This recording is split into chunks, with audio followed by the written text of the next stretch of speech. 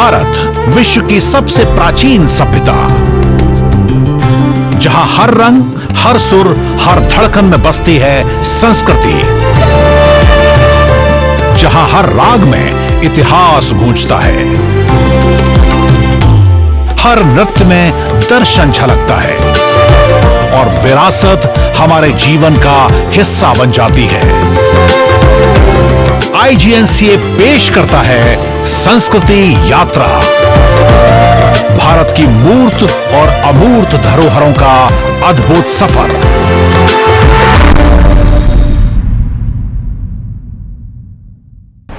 नमस्कार, स्वागत है आप सभी का। मैं हूं प्रीति सिंह। आप देख रहे हैं हमारा स्पेशल प्रोग्राम संस्कृति यात्रा।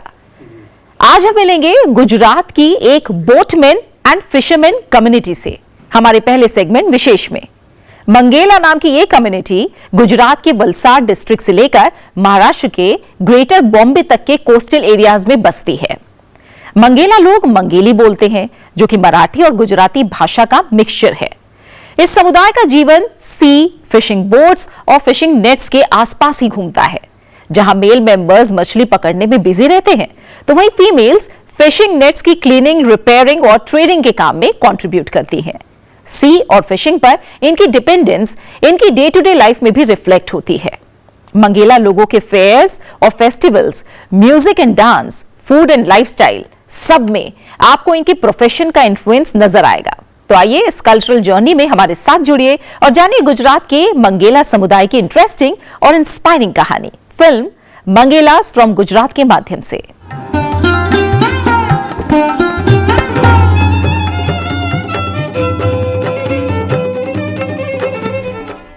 The Mangelas are the boatmen of Gujarat and represent the fishing community of the state.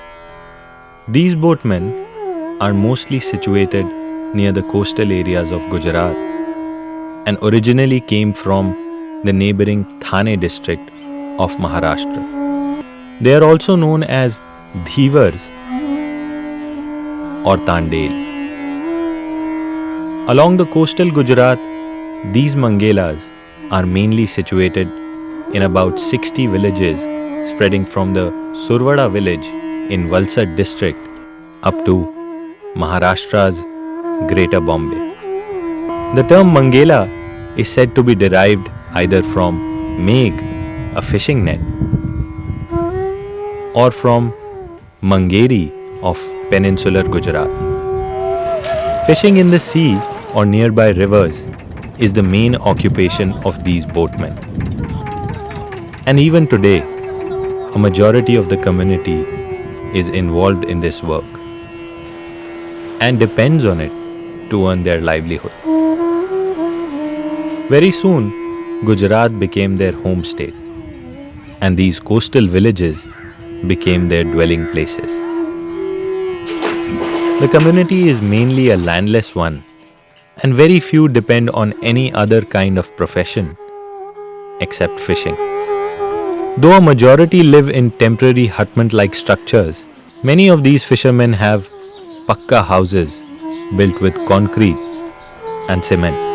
The community living in these villages also have a few clans of equal status people like Raot, Tendel, Meher, Keni, Nizap, Niyal, Hambira, Damankar, Dhanu, Morde and Modekar. It is widely believed that the Portuguese landed in India around the year 1568. Their main aim was to control exports of various commodities from the large Indian market to the Western European countries through the sea route. And it was the Portuguese who developed ports like Daman and others around Gujarat for their own use. They continued with their occupation even after the Indian government got its rule. These fishermen catching fish from the seas mainly belong to the upper caste community. It is said that they had their roots in the clan of the saints of the medieval period. These people felt though their profession was usually hated, it was deeply rooted with religious fraternity. They felt they had a right to Bhagavad Gita and Ramayana and said that even Balmiki was a Koli. And the writer of Bhagavad Gita was the son of the sea. The Mangela fishermen are known to be staunch believers in God. They believe it is God who gives them everything. It depends on God the Almighty who helps them catch fish, and they take it to their homes. This is their daily routine, catching the fish. Some days enough to meet both ends, some days not. But they have to go to the sea and then walk back towards their village, believing in the will of God. They put off their net, relieved after the day's tiring labor. Happy and contented, they turn over their catch to clean it, then segregate it, and then wash it, and then finally take it to the market. Once the fish reaches the market, they lay their catch, work out the price, and then sell throughout the day.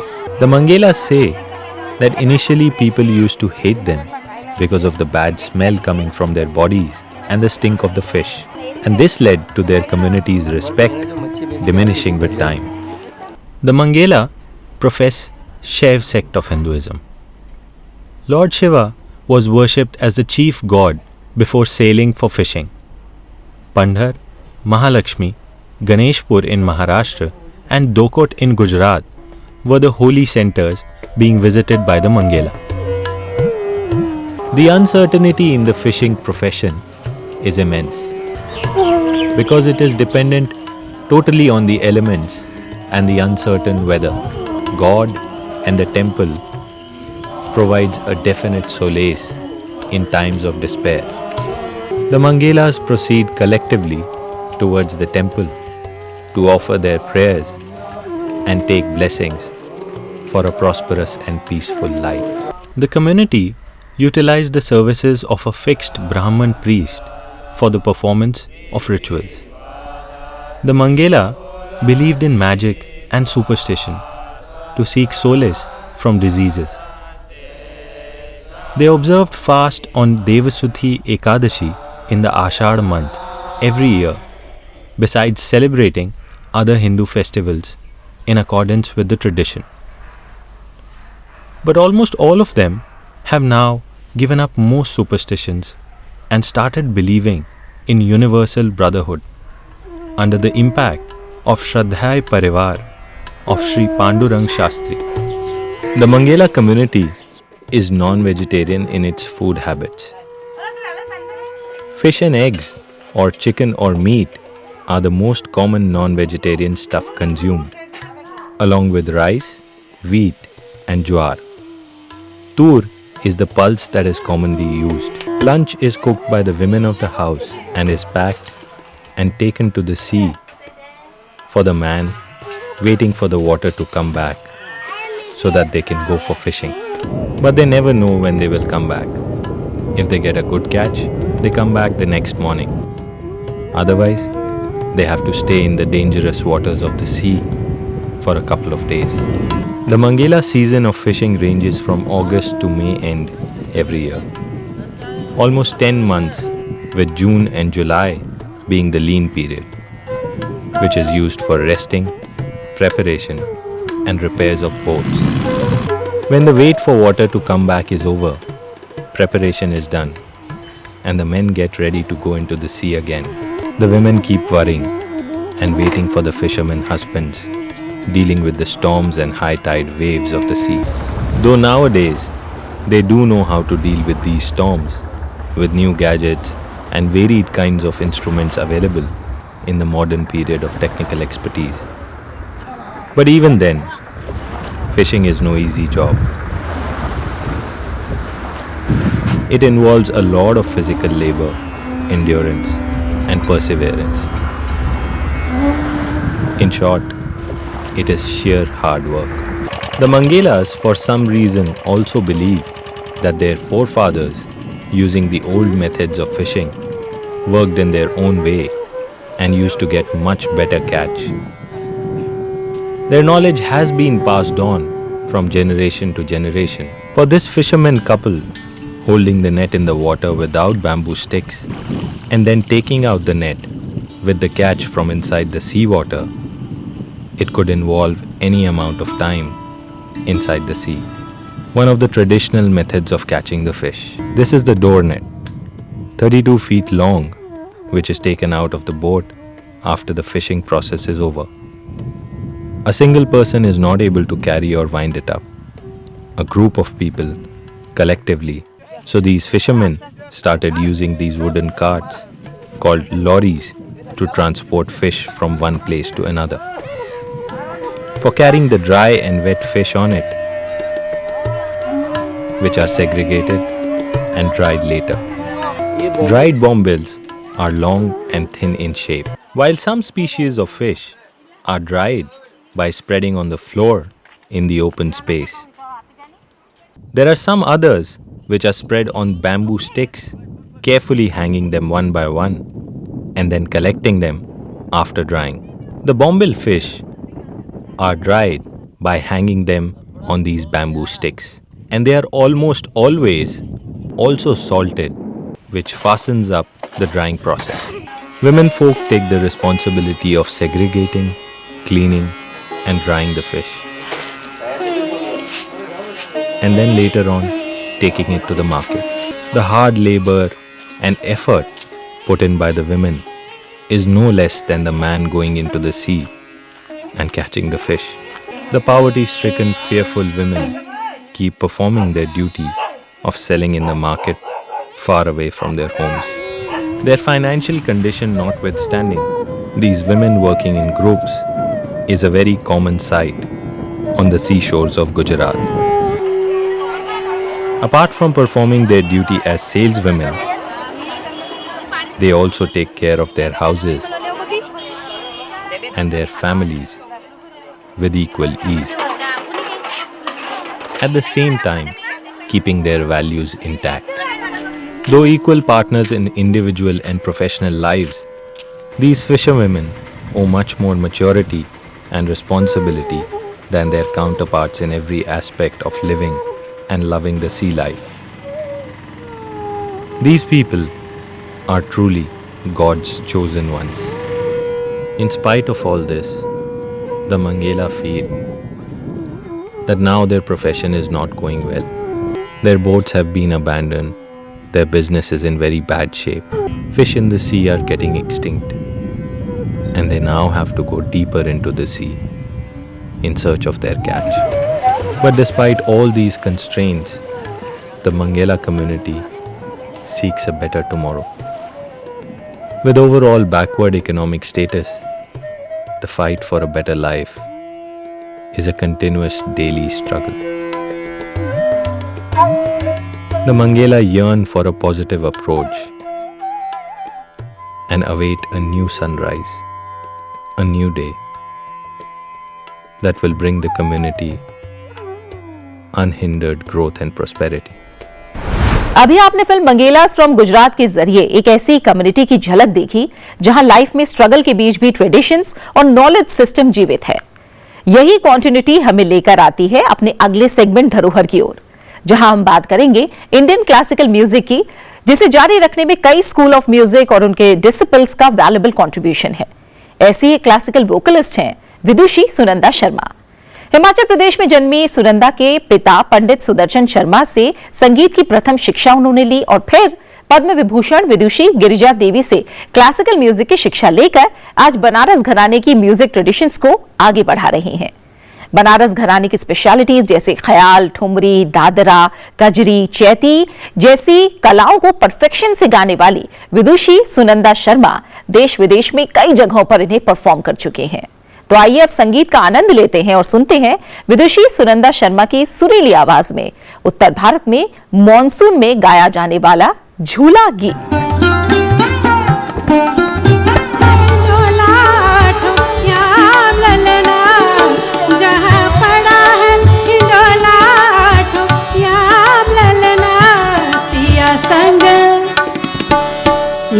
संग झूले बगिया में राम ललना, सिया संग झूले बगिया में राम ललना, जहाँ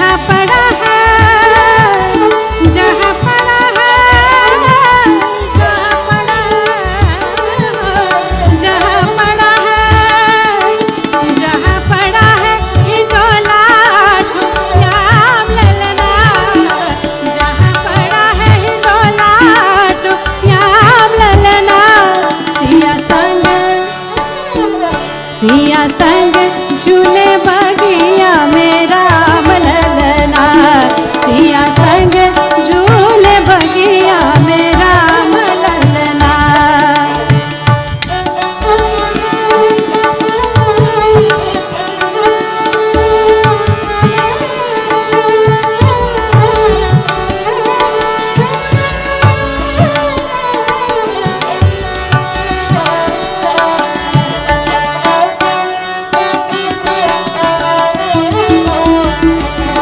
झूले बगिया में राम ललना, सिया संग झूले बगिया में राम ललना, झूले बगिया में राम ललना। हो गोरे रंग जान की सावले सलोने प्रभु, छवि ऐसी बनी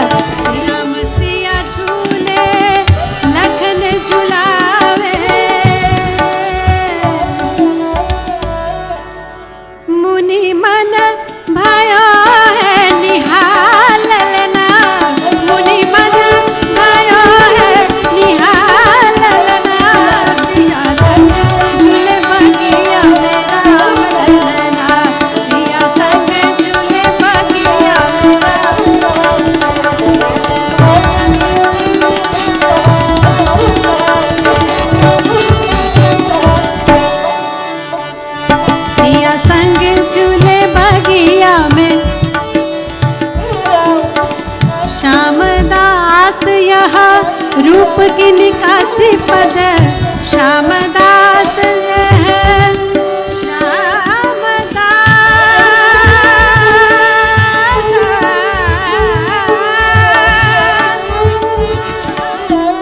मोरे हिया में बसा हूँ सिया राम ललना, मोरे हिया में बसा हूँ सिया राम ललना, मोरे हिया में बसा हूँ सिया राम ललना, मोरे हिया में बसा हूँ सिया राम ललना, सिया संग झूले बगिया में राम ललना, सिया संग झूले बगिया में राम ललना, सिया संग झूले बगिया में राम ललना, झूले बगिया में राम ललना, झूले बगिया में राम ललना, झूले बगिया में राम ललना, झूले बगिया में राम ललना, सिया संग झूले बगिया में राम ललना, सिया संग झूले बगिया में राम ललना, सिया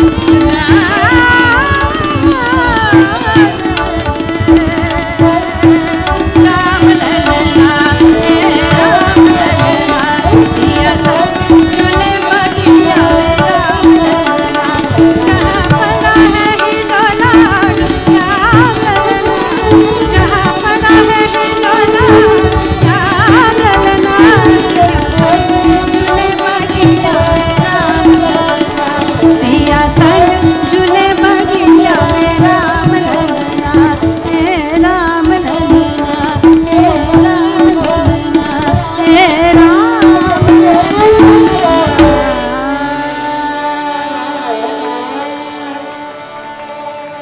अभी आपने सुना विदुषी सुनंदा शर्मा का मधुर और मन को छू लेने वाला झूला गीत। और अब संस्कृति यात्रा में आगे बढ़ते हुए हम पहुंच रहे हैं अपने अगले सेगमेंट माटी सुगंध की ओर, जहां मिनिस्ट्री ऑफ कल्चर एक मेगा प्रोजेक्ट चला रहा है, मेरा गांव मेरी धरोहर, जिसका एम है भारत के गांव की कल्चरल मैपिंग करना ताकि हमारी विरासत को डॉक्यूमेंट किया जा सके। और इसी कड़ी में आज हम आपको लेकर चल रहे हैं सिक्किम में स्थित परखा गांव की ओर। परखा गांव अपनी नेचुरल ब्यूटी के साथ ही रिच फोक ट्रेडिशंस के लिए भी जाना जाता है। पहाड़ों के बीच बसा ये छोटा सा गांव आज भी अपनी कल्चरल रूट्स को सहेजे हुए है। परखा गांव जो अपनी बास्केटरी की कला और 500 मीटर लॉन्ग जिप लाइन के लिए जाना जाता है। तो आइए चलते हैं परखा गांव की।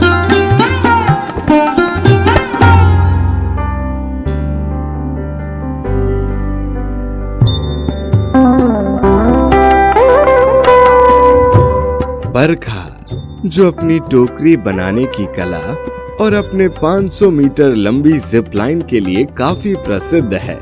गांव के खेतों में बोई जाने वाली मुख्य फसलें मक्का, इलायची और धान है। परखा गांव अपने एडवेंचर स्पोर्ट्स के लिए काफी प्रसिद्ध है, जहां पर पर्यटक रॉक क्लाइंबिंग, कैंपिंग, ट्रैकिंग और जिपलाइन जैसे खेलों का लुत्फ उठा सकते हैं। परखा जिपलाइन 500 मीटर लंबी है, जो इसे सिक्किम की सबसे लंबी जिपलाइन बनाती है। गांव में एक लकड़ी का घर भी है, जिसे किमशिका इको स्टे के नाम से जाना जाता है। पर्यटक यहाँ रुक सकते हैं और आसपास के जंगलों और पहाड़ों में ट्रैकिंग के लिए जा सकते हैं। गांव के जंगलों के बीच एक झरना है, जिसे त्रिदारा वाटरफॉल्स के नाम से जाना जाता है। बांस यानी बैम्बू की लकड़ी से टोकरी, बैठक, चादर और घरों की छतें बनाई जाती हैं। ये कला यहाँ पर सदियों से चलती आ रही है, जो पीढ़ी दर पीढ़ी सिखाई जाती है। गांव में भेड़ के फर से कपड़े और चादर बनाने की कला काफी समय से चलती आ रही है, जो अभी भी जीवित है। किमशिका व्यू पॉइंट, जहां से पूरा परखा गांव देखा जा सकता है और एक पूरा 360 पैनोरामिक व्यू दिखता है। गांव में गुरुंग, शेरपा और भूटिया जाति के लोग रहते हैं। गांव में परखा मॉनेस्ट्री स्थित है, जो 15 से 20 साल पहले बनाई गई थी। गांव के अधिकांश त्योहार और उत्सव यहीं मनाए जाते हैं। गांव में कई त्योहार और उत्सव मनाए जाते हैं, जैसे कि लौसर और लोसांग। तिब्बती नव वर्ष लोसर को अपार हर्षोल्लास, आनंद, व्यापक भोजन और आनंद के साथ चिन्हित किया जाता है। ये आमतौर पर फरवरी के पहले सप्ताह में पड़ता है। जैसे ही फसल का मौसम समाप्त होता है, देहाती सिक्किम में तिब्बती वर्ष के अनुसार 10वें महीने में लोसांग त्योहार मनाया जाता है। इस त्योहार के दौरान स्थानीय लोगों द्वारा चाम नृत्य किया जाता है। तो ये थी आज की हमारी संस्कृति यात्रा। आशा है आपको पसंद आई होगी। इस कार्यक्रम को लेकर आपके रिव्यूज हमारे लिए वैल्यूएबल हैं। अगर आपके पास भी अपने गांव, एरिया या फोक ट्रेडिशन से जुड़ी कोई भी वाइटल इन्फॉर्मेशन है तो उसे हमारे साथ जरूर शेयर कीजिए। हमारा ईमेल आईडी है sanskriti.ignca@gmail.com। आपसे फिर होगी मुलाकात संसद टीवी पर अगले हफ्ते आज ही के दिन इसी समय संस्कृति यात्रा के अगले एपिसोड में। तब तक के लिए नमस्कार और जाते जाते देखिए हाल ही में हुए कुछ सांस्कृतिक आयोजनों की झलकियां। आईजीएनसीए द्वारा संस्थापक सदस्य सचिव कपिला वात्स्यायन स्मारक व्याख्यान का आयोजन किया गया। इस अवसर पर अभिव्यक्ति शीर्षक से एक विशेष प्रदर्शनी भी प्रस्तुत की गई, जिसमें कपिला वात्स्यायन जी के दुर्लभ और स्मरणीय टेक्सटाइल संग्रह को प्रदर्शित किया गया। प्रदर्शनी में उनके वस्त्र और चित्र उनके सौंदर्य बोध, बौद्धिक चेतना और परंपरा के साथ उनके गहन संवाद को रेखांकित करती हैं। कार्यक्रम में मुख्य वक्ता आईएएस सेवानिवृत्त एवं गुजरात साहित्य अकादमी के अध्यक्ष डॉक्टर भाग्येश वासुदेव झा ने कपिला वात्स्यायन जी की वैचारिक दृष्टि पर प्रकाश डालते हुए कहा कि आत्मबोध किसी भी व्यक्ति और समाज के लिए अत्यंत आवश्यक है। आज के इस विषय में भी मैं मानता हूं कि कपिला जी की जो दृष्टि है और सारिकार जी ने आज जो क्यूरेट किया, जो साड़ियाँ मुझे बता रही थी कि नॉर्थ की साड़ी, साउथ की साड़ी, साउथ नॉर्थ, ये सब हम ऋग्वेद में बोलते थे ना, आनो भद्रा कृतवो यंतु विश्वतः। विश्व का अर्थ वेद में दिशा भी होता है। इस अवसर पर केंद्र के अध्यक्ष राम बहादुर राय, सदस्य सचिव डॉक्टर सच्चिदानंद जोशी, आईजीएनसी के डीन प्रशासन प्रोफेसर रमेश चंद्र गौड़, सारिका अग्रवाल सहित अनेक गणमान्य अतिथि और कला संस्कृति प्रेमी उपस्थित रहे। डॉक्टर कपिला वात्स्यायन की स्मृति में ये छठा स्मृति व्याख्यान है। सितंबर 2020 में उनका देहावसान हुआ और उसके बाद दिसंबर में हर साल उनके जन्मदिन जो कि 25 दिसंबर को पड़ता है, उस पर हम ये स्मृति व्याख्यान का आयोजन करते हैं। पिछले 6 सालों से लगातार करते आ रहे हैं। This occasion marks the birth anniversary of Dr. Kapila Vatsyayan, and it is in her honor that Abhivyakti, Expressions of the Loom from the Vault of the Visionary, has been conceived. I am deeply grateful for the opportunity to work with her personal textile collection and to curate this exhibition in her memory. हमारे भारत की अवधारणा में स्व की खोज और स्व की प्रेरणा अक्सर हमारे पूरे मानस को आंदोलित करती रही है। हमने देखा है कि हमारे देश के अलग अलग विद्वानों ने, दार्शनिकों ने स्व की खोज में अपने जीवन को खपा दिया, लेकिन उसके साथ जो कुछ भी निकला वो पूरे समाज को आलोकित कर दिया।